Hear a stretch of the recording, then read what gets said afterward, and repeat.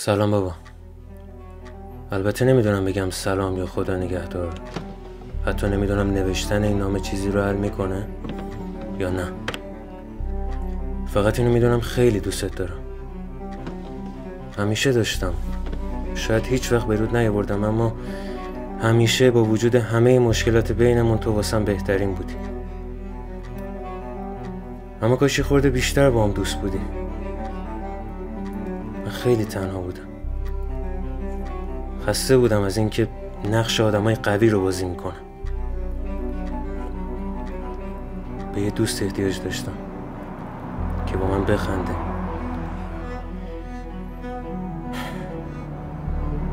منو ببخش.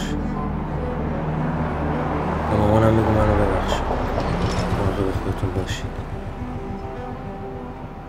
خدا نگهدارتون.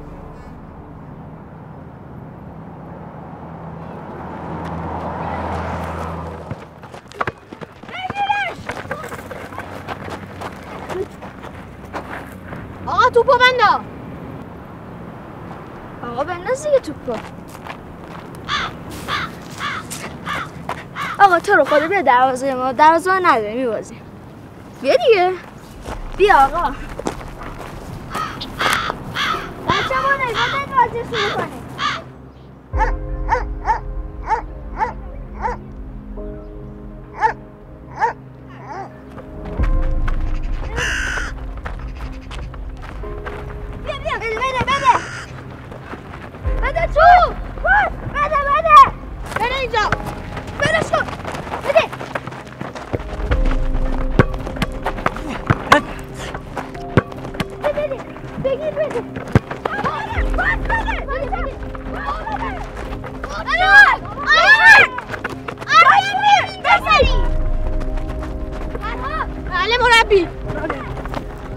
درست فاپون یکم شلوول نباش، قشنگ بازی کن. بده کوروش.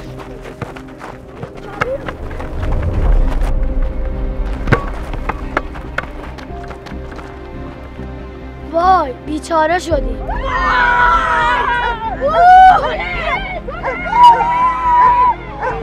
ای بابا حماتت کجاست؟ ببخشید. خب میگم ببخشید. از این به بعد حواسم هست. تو کجا نگرفتی؟ آفرین کارت خیلی عالی بود. واسه ببینم هنوز بازی ادامه داره. بدوید. از این به بعد دیگه حواسم هست.